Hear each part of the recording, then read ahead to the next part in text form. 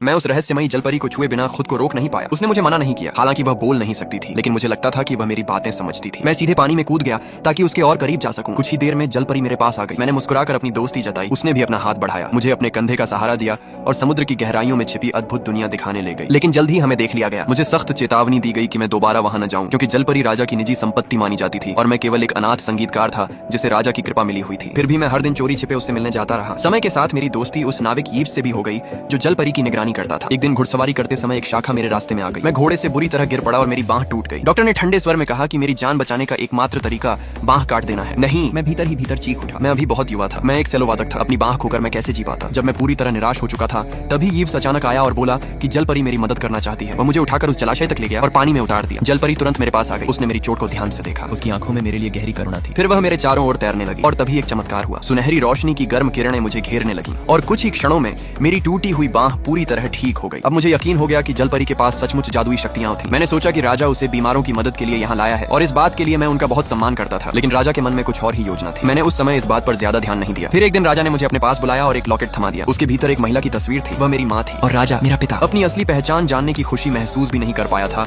कि राजा ने कहा कि देश की आर्थिक परेशानी दूर करने के लिए वह मेरी शादी राजनीतिक समझौते के तहत करवाना चाहता है। ये कितना हास्यास्पद था। जिस आदमी ने मुझे एक दिन भी नहीं पाला वह अचानक सामने आकर मुझसे बलिदान मांग रहा था। मैंने हमेशा माता पिता पाने की प्रार्थना की थी, लेकिन उस पल मुझे लगा काश मैंने कभी ऐसी प्रार्थना न की होती। दिल टूट चुका था। मैं जलपरी से मिलने गया, लेकिन जैसे ही मैंने उसे छुआ अजीब यादें मेरे मन में उमड़ पड़ी। मैंने देखा कि उसे मुझसे और समुद्र से जबरन छीन लिया गया था। मैंने उसके पति और उसके बच्चे को भी देखा जो अब भी समुद्र में उसकी वापसी का इंतजार कर रहे थे। वह भी मेरी तरह कैद थी, राजा की स्वार्थी इच्छाओं की कैदी। तभी मैंने तय कर लिया कि मैं उसे आजाद कराऊंगा। लेकिन जब मैं अपने कमरे में लौटा तो मुझे जलपरी के शरीर का एक शारीरिक रचना चित्र मिला। उसे देखकर मेरे पैरों तले जमीन खिसक गई। राजा जलपरी को मारकर अमृता हासिल करना चाहता था। क्रोध से भरकर मैं सीधे राजा के अध्ययन कक्ष में पहुंच गया। मैंने कहा, आप जलपरी को समुद्र में वापस छोड़ दीजिए और मैं इस विवाह के लिए तैयार हो जाऊंगा। राजा का चेहरा कठोर हो गया। तुम अपने राजा से कोई सौदा नहीं कर सकते।